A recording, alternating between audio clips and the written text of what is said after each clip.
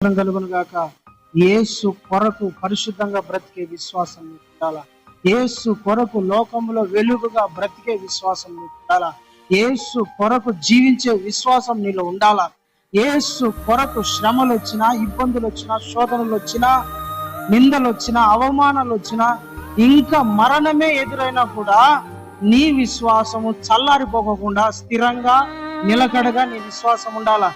నువ్వు నిజంగా నీలో విశ్వాసం ఉంటే, ఆవగింజంత విశ్వాసం ఉంటే శ్రమలకు భయపడవు, నిందలకు భయపడవు, ఇబ్బందులకు భయపడవు, శోధనలకు భయపడవు, మరణానికి భయపడవు. ఎందుకంటే నీ విశ్వాసం స్థిరంగా ఉంటే భయపడవు. దేని ప్రభు నన్ను చూసుకో. విశ్వాసం ఎట్లాంటిది? చిన్న చిన్న దాంట్లో కదిలిపోయే విశ్వాసమా? చిన్న చిన్న దాంట్లోకి పడిపోయే విశ్వాసమా? చిన్న చిన్న దాంట్లకు లోకంలో కలిసిపోయే విశ్వాసమా? దేవుని వదిలేసే విశ్వాసమా?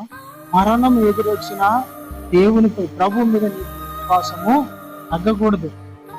మరణము ఎదురొచ్చినా, మరలా చెప్తాను, మరణం ఎదురొచ్చినా నీలో విశ్వాసము తగ్గకూడదు. హల్లెలూయా.